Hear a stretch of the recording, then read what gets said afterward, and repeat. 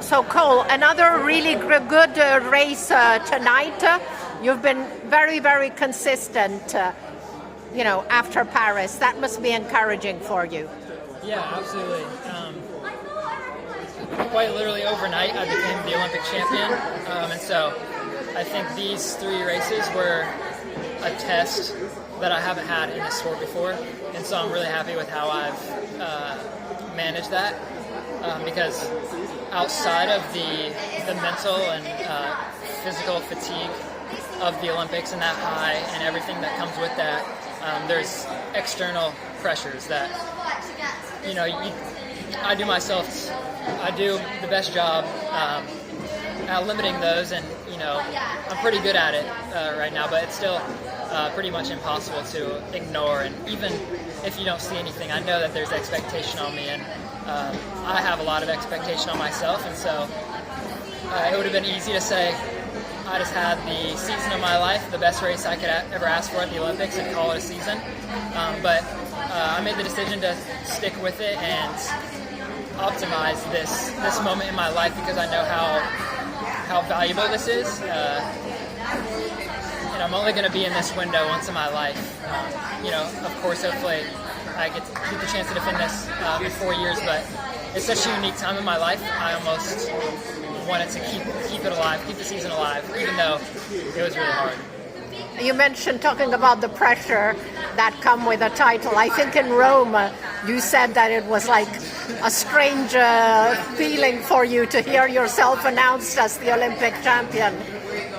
Yeah, absolutely. Like, again, it's the way I'm looking at it is it's a completely new stress on me, and the sport feels different, even though obviously it's the same thing, and I have all the trust in myself that I'm going to execute on the day, but it feels different.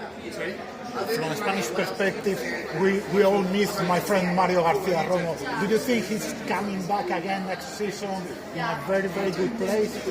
Do you feel confident about him or not? Absolutely, yeah. I mean, Mario is everyone knows how good he is if you're a true track fan. And you don't get 4th place at Worlds on a coincidence like he did in Eugene. So I have no doubt that he'll get back to it.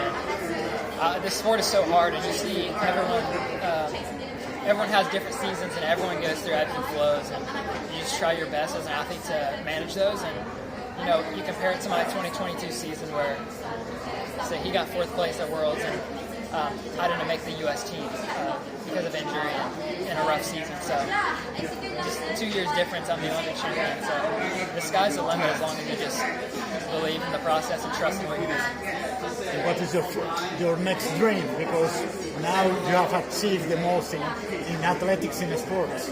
Yeah, I think the dream is just, I think I find it in winning, and there's always something else to win. I wanted to win today really bad. I think Diamond League champion is an amazing title and a really cool one. So I did everything I could today, but I want to be the world champion next year. The way the 1500 has gone, it's been a while since someone's repeated back-to-back years, so that's the immediate next goal. There's a lot of steps that have to come before that. Just making the U.S. team alone is such a feat in itself. I think the world saw that this year. Our 3rd guy, Hans Kessler, is 5th in the world, and so you have to be the 5th best in the world to make the U.S. 1500 team. It's pretty incredible, but the goals don't stop. I believe a world record is in my career somewhere along the way. I have so many goals still.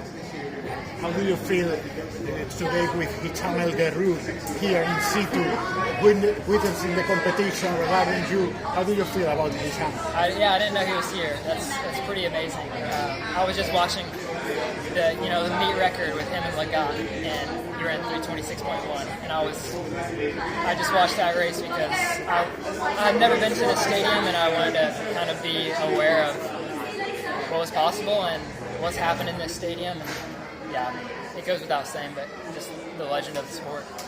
Thank you very much. Thank you. Thanks. Cole, sorry, couple more questions. First, obviously, groundbreaking season.